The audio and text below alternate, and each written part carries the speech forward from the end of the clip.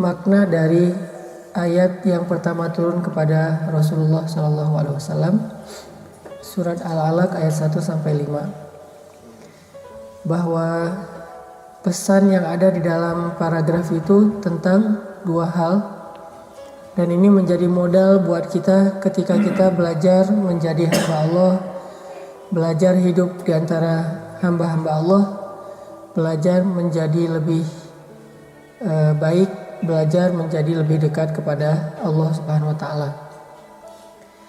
Dua hal yang terkandung di dalam paragraf pertama yang turun kepada Nabi, yang pertama adalah tentang belajar yakin kepada Allah bahwa Allah itu maha kuasa,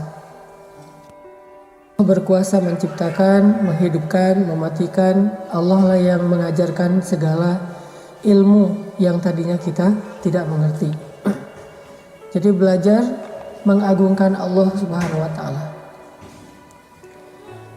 Bahasanya ada di kalimat Iqra bismi rabbikal ladzi khalaq. Bacalah dengan nama Tuhanmu yang telah menciptakan. Di situ kalau dalam bahasa fikih disebut dengan ilmu rububiyah.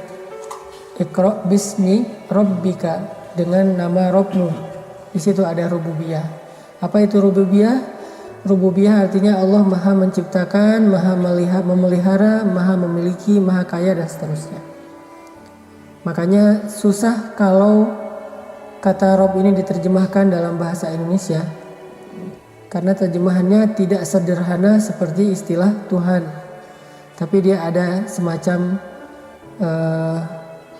peran gitu. Kalau Tuhan saja mungkin hanya sekedar simbol, tapi kalau Rob itu ada perannya. Dia yang menciptakan, dia yang berkuasa, dia yang menentukan, dia yang memelihara, yang memberi rezeki, yang memiliki. Ini semuanya makna Rabb atau rububiyah. Sehingga pesan pertama dari ayat yang turun kepada Nabi di awal itu adalah belajar mengagungkan Allah Subhanahu wa taala setinggi-tingginya. Mengagungkan Allah di sini bukan hanya dalam bentuk ucapan lisan, tetapi mengagungkan Allah yang lebih dalam lagi adalah ketika kita yakin kepada Allah Subhanahu wa taala di dalam hati. Karena banyak orang yang mengagungkan Allah dengan lisan tetapi hatinya tidak beriman, maka itu disebut dengan orang-orang munafik. Wa minan nas may yaqulu amanna billahi wa bil yaumil akhir wa ma hum bimu'minin. Di antara manusia ada yang yakul itu berkata dengan lisan, kami beriman kepada Allah dan hari akhir, tapi kata Allah, jadi Allah mengkomentari kata-kata mereka. Ibaratnya mereka posting nih, Allah komen. Postingan mereka apa? Captionnya kami beriman kepada Allah dan kepada hari akhir. Terus Allah komen, kata Allah, wa ma hum bimu'minin, mereka tidak beriman. Kenapa Allah justru menolak keimanan mereka padahal mereka sudah yaqulu, berkata dengan lisannya? Karena ternyata iman mereka itu tidak masuk ke dalam hati, hanya ada di dalam ucapan lisan. Padahal Nabi SAW bersabda, sesungguhnya Allah tidak melihat kepada perbuatan kalian atau penampilan kalian atau harta kalian dan seterusnya. Allah melihat ke dalam hati kalian. Dan kalau kita baca hadis pertama dalam setiap buku para ulama, selalu hadis pertamanya innamal a'malu binniyat. Sesungguhnya semua amal itu, baik perkataan atau perbuatan, tergantung kepada an-niyah yang ada di dalam hatinya. Kalau niatnya benar, maka dia akan mendapatkan balasan yang baik dari Allah. Kalau niatnya melenceng, maka dia tidak punya akad apa-apa dengan Allah Subhanahu wa taala.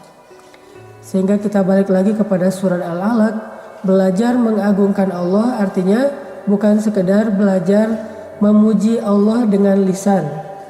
Walaupun itu satu kebaikan. Tapi kalau tidak selaras dengan hati, maka yang lisan ditolak. Sedangkan seseorang yang memuji Allah dengan hatinya, walaupun lisannya sederhana, maka itu berkualitas, berharga di sisi Allah Subhanahu wa taala. Belajar mengagungkan Allah di dalam hati. Belajar meninggikan Allah di dalam hati. Kalau bahasa sederhananya, belajar yakin dan takjub kepada Allah.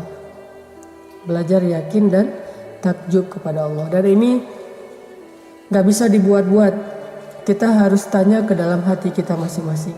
Kalau bahasa Nabi, istafti qalbak, tanya kepada hatimu. Istafti qalbak, tanya kepada hatimu. Bukan coba kamu ucapkan dengan lisanmu, bukan. Coba kamu ekspresikan dengan penampilan kamu, bukan. Tetapi istafti qalbak, coba minta fatwa, minta pendapat dalam hatimu. Apakah hati itu benar-benar yakin dan takjub kepada Allah Subhanahu wa taala. Sebaliknya, begitu dia yakin kepada makhluk, berarti dia tidak mengamalkan pesan pertama dari Al-Qur'an. Ketika dia takjubnya kepada makhluk, apalagi kepada diri sendiri, yang kita kenal dengan istilah ujub. Dari kata ajaba atau ta'jub atau ujub, jadi bahasa Indonesia takjub, ujub itu sama aja. Ketika dia takjub kepada dirinya, namanya ujub. Dan berarti dia tidak lagi mengamalkan pesan pertama yang turun kepada Rasulullah. Kalau udah kayak gitu susah menjadi orang yang taat kepada Allah. Karena takjub kepada Allah ini artinya meninggikan Allah setinggi-tingginya. Kemudian pesan keduanya adalah merendahkan diri kita serendah-rendahnya. Khalaqal insan min 'alaq, yang menciptakan manusia dari segumpal darah. Mimmaniyyi yumna, kalau di surat Al-Qiyamah disebut diciptakan dari maniyin yumna, dari setetes air yang dipancarkan. Dan istilah airnya juga disebutkan oleh Allah, saking rendahnya manusia. Berarti pesan yang awal-awal disampaikan Allah kepada Rasulullah, bisa dibilang kuliah pertamanya Nabi itu bukan gimana cara membaca huruf. Sampai akhir hayat juga Nabi tidak bisa membaca huruf. Tapi kuliah pertama yang disampaikan Allah kepada Nabi adalah materi Allah Maha Tinggi, manusia itu rendah. Allah Maha Kuasa, manusia itu tidak berdaya. Allah Maha Kaya, manusia itu fakir. Allah Maha Menghidupkan, manusia itu dihidupkan. Allah Maha Kuat, manusia itu lemah. Allah Maha Menolong, manusia itu butuh pertolongan.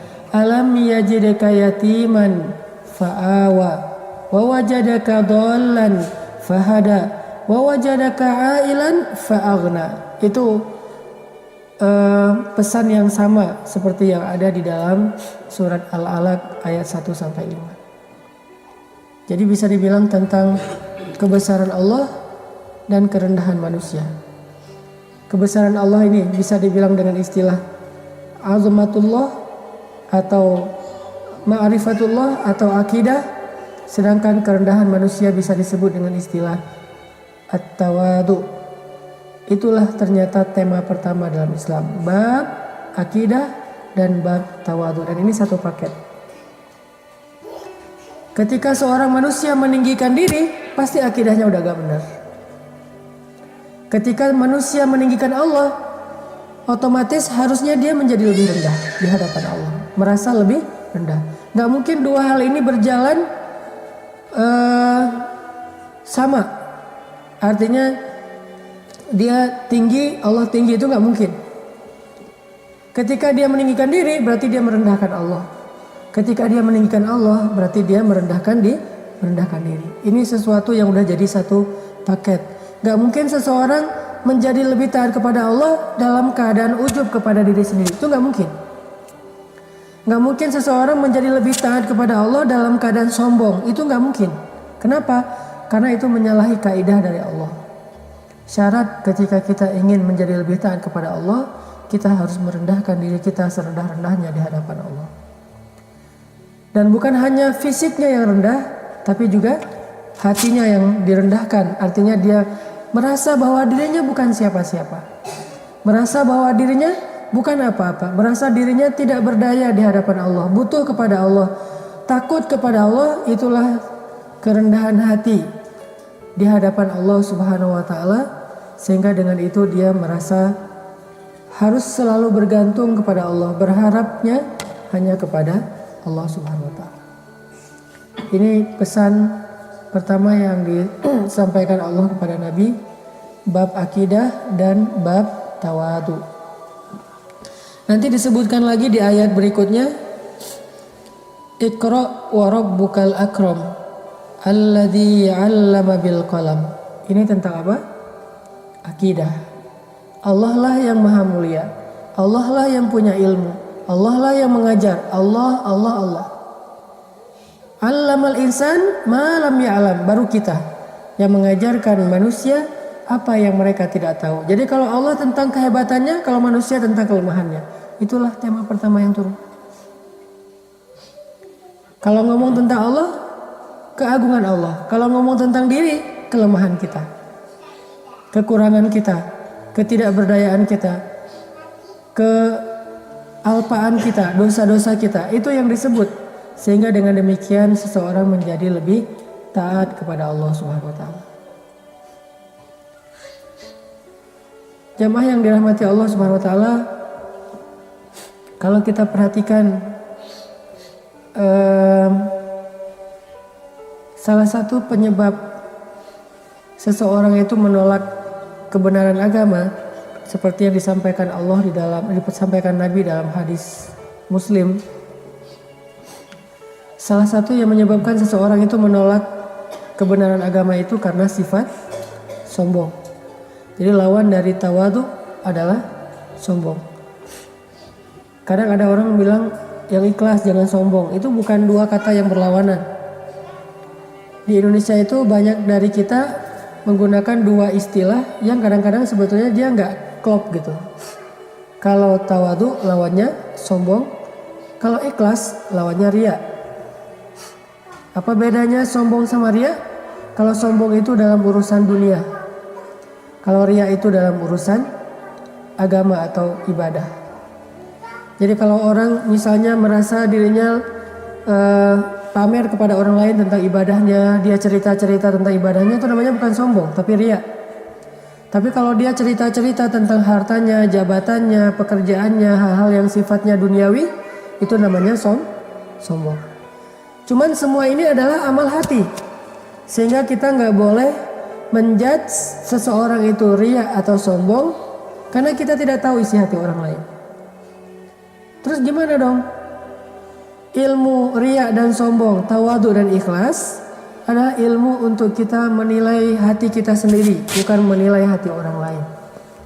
Gak boleh kita menjudge dia tuh sombong ketika dia posting ngaji. Kayak misalnya setahun yang lalu, alhamdulillah, misalnya di Indonesia itu ada Muzammil yang banyak memposting bacaan Al-Quran sehingga cukup ngehit. Ada yang komen di postingan itu, gak boleh riya dengan bacaan Al-Quran. Berarti dia menjudge isi hati orang lain. Padahal tidak ada yang tahu isi hati seseorang kecuali Allah, kemudian orang itu sendiri. Bisa aja niatnya adalah syiar. Dan terkadang amal soleh itu lebih baik disiarkan, ditampakkan supaya menjadi teladan. Muncullah hadis Nabi, siapa yang memberikan teladan yang baik, man sanna sunnatan hasanah. Bagaimana akan jadi sunnah hasanah kalau tidak ditampakkan? Berarti nggak semua amal itu harus disembunyikan. Karena kalau disembunyikan tidak ada yang meniru. Tidak menjadi tren. Alhamdulillah gara-gara Muzammil tampil, manggung, akhirnya membaca Al-Quran itu menjadi tren tanpa harus mengubah penampilan. Dulu Muzammil sebelum kita buat Pemuda Hijrah, beliau membaca Al-Qurannya udah bagus, cuman tidak manggung dengan gaya aktivisnya. Lalu saya bilang, Muzammil ganti penampilan, coba pakai baju flanel kotak-kotak biasa standar, pakai kupluk kalau perlu. Walaupun sekarang udah normal lagi. Pakai kupluk, coba baca Quran, jadi imam. Mudah-mudahan itu jadi tren yang positif. Karena kita dulu punya misi membuat tren yang menghilangkan gap antara youth sama Islam. Itu misi Pemuda Hijrah. Selama ini ada gap yang cukup besar antara Islam dengan youth. Seolah-olah kalau udah lebih religi kurang gaul, kurang main, kurang asik. Kalau udah asik ya harus jauh dari agama, kurang taat. Nah, ini seolah-olah selama ini ada gap. Sehingga kita munculkan hashtag taat tapi asik. Dan misinya apa? Menghilangkan gap. Salah satu bentuk trennya, coba kita panggungkan sosok anak muda lulusan ITB tapi ngajinya bagus dengan penampilan yang tetap anak muda. Kita panggungkanlah Muzammil. Ada yang komen misalnya itu ria segala macam, ini urusan hati masing-masing. Nahnu la nahkum illa bizzawahir, kata Umar. Kita nggak boleh menghukumi sesuatu kecuali dengan yang tampak. Adapun yang tidak tampak, kita tidak boleh menjudge atau menghakiminya. Akhirnya sekarang menjadi tren sampai ada siapa yang gimbal tapi baca Quran kan ya. Tren itu berkembang terus kayak bola salju, makin lama makin besar. Terus anak-anak SMA banyak yang posting, lagi post di sekolah baca Quran, posting di Instagram. Dan mungkin sebagiannya memang tidak ikhlas. Sebagiannya ada yang pengen eksis di sosmed. Tapi jangan sampai gara-gara kita ngerasa tidak ikhlas jadi tidak beramal. Ya itu juga salah satu jebakan setan. Gimana caranya Ustadz? Ya udah beramal aja. Karena ikhlas itu adalah kematangan jiwa. Ketika seseorang sudah matang, maka ikhlas itu akan mudah. Awalnya mungkin dia akan mengalami fase-fase puber. Ada yang puber hadis sahih. Baru tahu satu hadis sahih, semua orang sesat. Cuma dia doang yang masuk surga gitu. Ada yang puber hadis sahih. Ada yang puber ibadah sunnah. Padahal ibadahnya sunnah, tapi orang diwajibkan. Kamu harus. Allah aja gak menyuruh dia untuk melakukan itu dengan kata harus. Nabi aja gak mengharuskan gitu, tapi dia haruskan kepada orang lain. Ada yang puber dengan zikir-zikir. Ada yang awal-awalnya kayak gitu, riya muncul.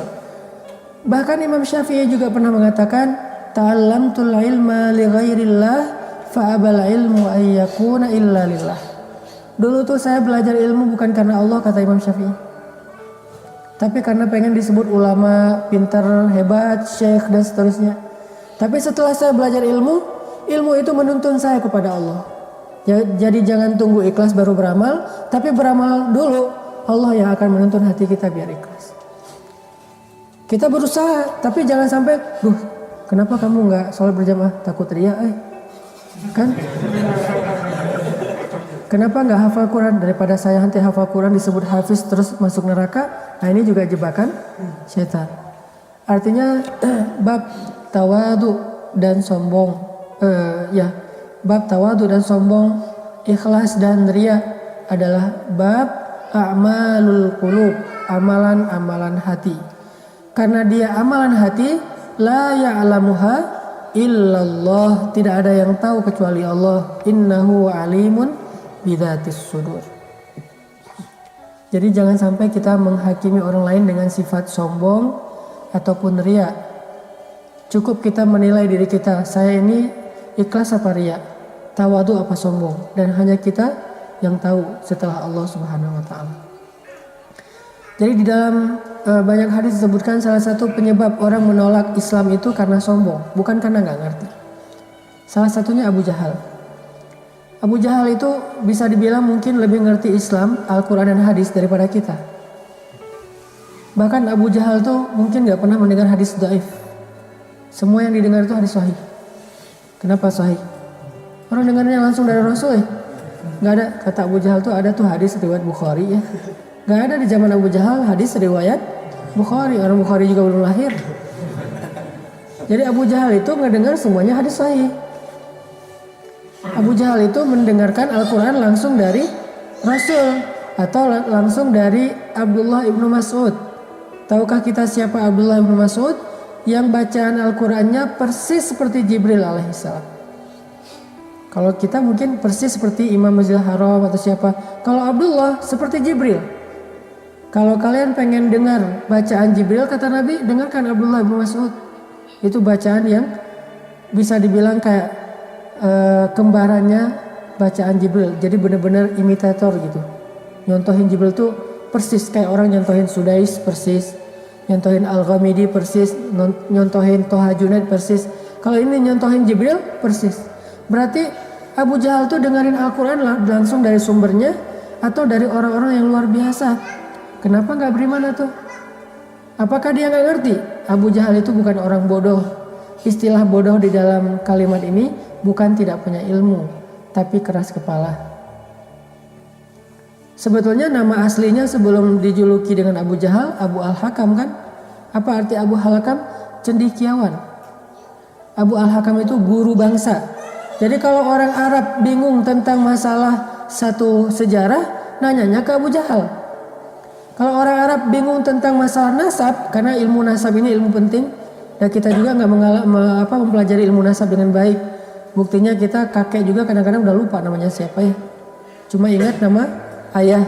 Kadang nama kakek lupa atau nama buyut minimal urutan keempat di atas kita udah lupa pasti.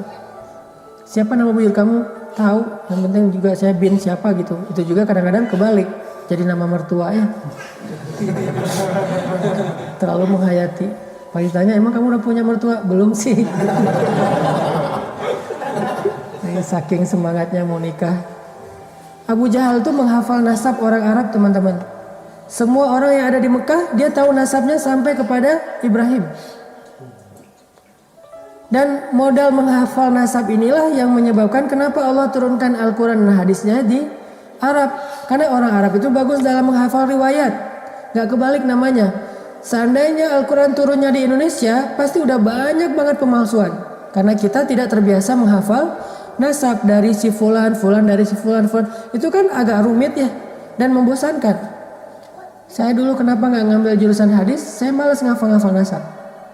Baca hadis itu jangan cuma menghafal teksnya. Teksnya mungkin cuma 2 baris tapi nasabnya bisa 10 baris. Nama ini nggak boleh kebalik dengan nama itu. Kenapa nggak boleh kebalik?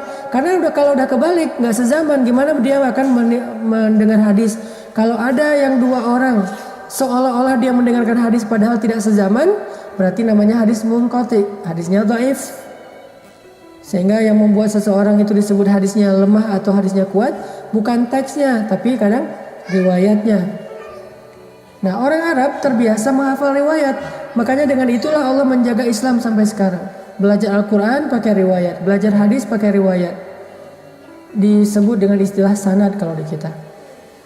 Walaupun bukan wajib menghafal sanad, cuman tetap harus ada yang melakukannya kayak fardu kifayah.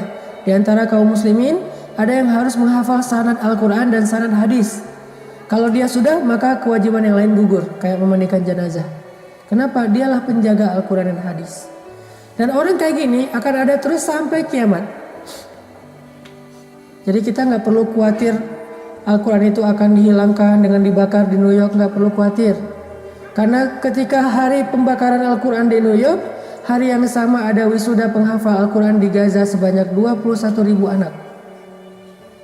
Jadi kata Allah, mereka ingin memadamkan cahaya Allah, tapi Allah justru menyempurnakan cahayanya walaupun mereka tidak suka. Memang kayak gitu sifatnya. Di hari atau di minggu pertama yang sama dengan dibakarnya Al-Quran di New York, di minggu yang sama diadakanlah wisuda Al-Quran para penghafal Al-Quran di Gaza sebanyak 21.000 anak. Dan itu mereka ngafal Qurannya cuma 1 bulan. Berarti 1 hari 1 juz. Kita baca sejuz juga kadang-kadang kewalahan, mereka hafal 1 bulan. Setelah 1 bulan menghafal, murajaah diulang dan udah lancar. Dan kita juga menghafal Al-Kafirun gak beres-beres ya. Surat paling panjang di Al-Quran buat kita mungkin Al-Kafirun, karena muter terus gak selesai-selesai. La abudu ma ta'budun wala antum abudun ma abudun. Ini kapan selesainya? Kok panjang banget nih ayat? Karena gak tahu ujungnya. Bayangin. Kenapa kayak gitu? Karena memang tadi yang saya sampaikan kemarin, tren belajar pada masa Rasulullah itu adalah menghafal. Hafalannya itu bagus-bagus. Tren belajar pada zaman kita itu menggunakan teknologi. Handphone hilang semua ilmu. Kalau zaman dulu ada di dalam kepala, kalau sekarang ada di saku. Buka dulu handphone. Oh ya ntar rusak. Kemarin dicatat tuh ada rekaman segala macam. Beda tren. Nah intinya, kenapa Abu Jahal menolak padahal dia ngerti Al-Quran? Karena kata Abu Jahal, kalau saya beriman kepada Muhammad, berarti saya jadi pengikut Muhammad. Padahal selama ini Abu Jahal itu kepala kabilah, kepala suku. Masa jadi pengikutnya Muhammad? Itu gak keren banget tuh. Makanya karena itulah Abu Jahal menolak. Ini namanya sombong. Merasa dirinya tinggi. Dan sombong inilah penyakit paling bahaya bagi seseorang setelah ragu kepada Allah, yang menyebabkan dia nggak bisa taat kepada Allah. Firaun, emangnya Firaun nggak ngerti tentang kebenaran? Ngerti. Firaun itu bukan orang bodoh, dia itu keturunan raja. Belajarnya itu private, nggak pernah sekolah. Jadi profesor-profesor yang datang ke istana ngajarin Firaun kecil. Fir, belajar lo Fir gitu ya. Belajar Firaun teh. Belajar filsafat, belajar geografi. Kan geografi itu disebut dengan ilmu Saqafatul Muluk ya. Wawasan para raja, itu geografi. Dulu para raja itu selalu wajib mata kuliahnya belajar geografi. Karena geografi buat mereka adalah kekuasaan. Kalau kita geografi kan sekedar peta dan segala macam ya. Kalau buat mereka geografi itu adalah ekspansi kekuasaan. Jadi mempelajari geografi itu wajib bagi calon raja. Saqafatul Muluk, wawasan para raja. Geografi, filsafat, bahasa, sastra. Rata-rata raja dulu belajar sastra. Kenapa? Ketinggian bahasa itu menunjukkan luasnya wawasan seseorang. Ketinggian bahasa itu menunjukkan tingkatan sosial seseorang. Jadi seorang raja itu harus berbicara dengan bahasa yang kalau diterjemahkan jadi satu buku. Itu bahasa-bahasa yang tinggi. Kenapa tuh kalau kayak gitu Firaun tidak menerima dakwahnya Musa? Apakah dia nggak ngerti? Tapi dia merasa sombong, enggan. Gak mungkin dia menjadi pengikut Musa padahal dia raja yang paling berkuasa di dunia pada masa itu. Ini masalah. Jadi masalahnya adalah istaghna. Makanya Allah berfirman di ayat berikutnya di surat Al-Alaq, kalla innal insana la yatgha ar-ra'ahu istaghna. Sungguh manusia itu akan melampaui batas kalau dia merasa dirinya serba cukup, artinya serba ada. Merasa gak butuh kepada Allah. Merasa normal-normal aja. Dan itu terjadi dalam hidup kita walaupun dengan grade yang mungkin gak separah mereka. Contohnya apa? Kita itu jadi lebih taat kepada Allah kalau kita lagi banyak masalah. Kayak gitu kan yang sering kita rasain. Giliran baru diputusin, sholatnya khusyuk. Kemarin diputusin, misalnya malam diputusin. Itu dia azan subuh. Itu azan subuh paling baper. Makanya azan subuh terbaik menurut saya orang yang baru diputusin. Itu azannya enak banget. Allahu Akbarnya aja getarannya gimana gitu ya. Getaran gak percaya kok bisa gitu ya. Aku gak bisa hidup tanpa kamu gitu ya. Ini artinya orang kalau lagi banyak masalah, sakit, banyak hutang, ada masalah sama temannya, sama mantan, apalagi pas ngeliat postingan mantan terakhir tuh udah di atas pelaminan, itu kan berat banget tuh. Biasanya doanya khusyuk, tilawahnya banyak, tahajud rajin. Kenapa? Karena waktu itu dia lagi drop, lagi down banget, dan ketika itu dia merasa butuh pada Allah. Tapi kalau lagi normal, doanya juga standar. Ya Allah sama aja deh dengan yang sebelah gitu ya. Atau minimal Rabbana atina fid dunya hasanah. Kalau sholat ayatnya pasti yang paling ikhlas, Al-Ikhlas. Gak mau ayat-ayat yang panjang. Kalau misalnya dia lagi banyak masalah, ayatnya bisa Al-Baqarah tuh, walaupun alif lam mimnya doang gitu. Al-Baqarah, Ali Imran. Kenapa bisa kayak gitu? Karena seseorang ketika lagi ngerasa normal, dia nggak ngerasa butuh sama Allah dan saat itu dia nggak jadi taat. Tapi kalau dia lagi banyak masalah, dia merasa butuh pada Allah, saat itu juga dia akan kedongkrak, termotivasi, terbooster untuk lebih taat kepada Allah. Dan itu fitrah manusia. Masalahnya, kenapa kita sering ngerasa nggak butuh kepada Allah, padahal hidup kita 24 jam di tangan Allah. Inilah sombong. Terlalu yakin bahwa kita masih bisa hidup sehari lagi atau bahkan setahun lagi. Terlalu pede bahwa uang kita tuh banyak. Padahal banyak orang yang gak bisa menahan kematian walaupun dia orang kaya. Dan itu udah entah berapa juta orang kayak gitu. Dia orang kaya banget tapi gak bisa nahan kematian. Itu buktinya mau meninggal ya meninggal aja walaupun dia kaya raya. Bahkan dia punya satu negara mungkin. Seorang raja mencari obat supaya bisa hidup kekal. Seperti Raja Chin kan, Raja Cina. Dia takut kematian, akhirnya dia suruh dokter nyari obat ke seluruh dunia. Ketemulah obat yang dibuat dari air raksa, malah mempercepat kematiannya. Kalau nggak salah Raja Chin itu meninggal di usia yang masih muda. Raja Mongol nyari obat ke seluruh dunia biar panjang umur. Ternyata kesimpulan dari para tabibnya apa? Umur tidak bisa dipanjangkan, tetapi kekuasaan bisa. Gimana caranya? Turunkan kekuasaan kamu kepada anak kamu. Mulakukan. Tapi dia tetap meninggal. Artinya berkuasa, punya harta, dan seterusnya. Sebetulnya udah banyak contoh bahwa itu tidak mengkekalkan manusia. Tapi tetap aja kita kadang-kadang ngerasa, saya gak butuh-butuh amat lah sama Allah. Sehingga ketika Allah panggil, gak harus datang langsung. Gak butuh-butuh amat lah sama Allah. Sehingga kita ketika sholat, gak terlalu ingat Allah. Ingat justru dengan kerjaan-kerjaan kita. Ini artinya teman-teman yang dirahmati Allah, yuk kita belajar sifat tawadu. Pertama, tawadu kepada Allah artinya kita merasa butuh kepada Allah. Dari situ kita akan dapat semangat untuk lebih taat kepada Allah Subhanahu wa taala. Lihat nanti bagaimana Allah Subhanahu wa taala mengubah kehidupan seseorang dari di atas tiba-tiba jatuh sedalam-dalamnya atau serendah-rendahnya.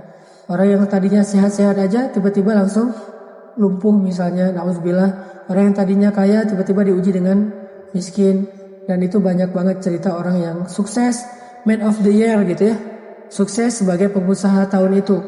Anak muda dan pengusaha. Tahun depannya tiba-tiba ada di dalam penjara. Dan itu cerita kayak gitu banyak. Pejabat yang tadinya ngerasa congkak, angkuh kemana-mana pakai forrider. Gak lama kemudian, 5 tahun kemudian ada di penjara. Dan sekarang jumlahnya banyak di penjara. Ada yang 15 tahun, 17 tahun, 10 tahun. Ada yang bahkan belum divonis tapi udah menjalani sekitar 1 tahun di dalam penjara. Artinya kehidupan seseorang itu sebetulnya sangat butuh Allah. Kita karena ngerasa kadang-kadang kita normal-normal aja padahal kita udah melenceng. Lagi road to kehancuran, cuma kita gak sadar. Kalau gak ditolong oleh Allah, maka mungkin kita benar-benar akan binasa. Belajar merasa butuh kepada Allah. Itu tawadu kepada Allah Subhanahu wa taala. Mudah-mudahan dengan demikian kita bisa banyak muhasabah. Kalau berdoa tuh ngomong, ya Allah, saya itu gak berdaya, Engkau maha kuasa. Ya Allah tolong saya gak bisa apa-apa. Engkau maha kuasa atas segala sesuatu. Ya Allah saya lemah, Engkau maha kuat. Sebutin kelemahan kita, kerendahan kita, sebutin kebesaran Allah. Baru kita akan khusyuk dalam berdoa.